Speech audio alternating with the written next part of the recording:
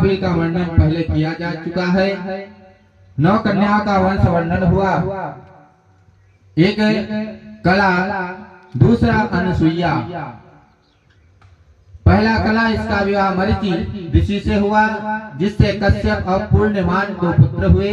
एक दिव्यकुला नाम की कन्या हुई, जो भगवान विष्णु के चरण धोने के कारण आकाश गंगा हो गई। आपने अनसुईया जी की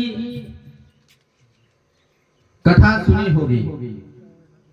अत्रि ऋषि को दी गई, जिसके शिव अंश से दुर्वासा इत्यादि पैदा हुए। दत्तात्रेय ब्रह्मा जी के वंश से सोम नाम के 3 पुत्र थे। एक समय की बात है, उमा रमा ब्रह्माणी, ब्रह्मा विष्णु महेश की पत्नी ने जब सुना कि इस लोक में सती अनसुईया एक है, जिनके प्रतिव्रत की चर्चा चल रही है, पतिव्रता के व्रत की चर्चा चल रही है, कि उनके समान इस लोक में कोई प्रतिव्रता स्त्री नहीं है। तीनों ने अपने स्वामी से कहा कि आप जाकर के उनके पतिव्रत धर्म को नष्ट करिए। ब्रह्मा विष्णु महेश तीनों सोच में पड़ गए कि हम किसी पतिव्रता नारी को कैसे उसके धर्म को नष्ट करें। उमा रमा ब्रह्माणी के बार बार कहे जाने पर ब्रह्मा विष्णु महेश सती अनसुईया के आश्रम पर पहुंच गए। जब उनके आश्रम पर पहुंचे, माता अनसुईया सब जानती थी। उन्होंने कहा कि माता, हम तुम्हारे घर में अतिथि के स्वरूप में आए हैं, तुम हमारा सत्कार करो। अब सती अनसुईया ने कहा कि आप आए हैं, आपका स्वागत है, सत्कार है।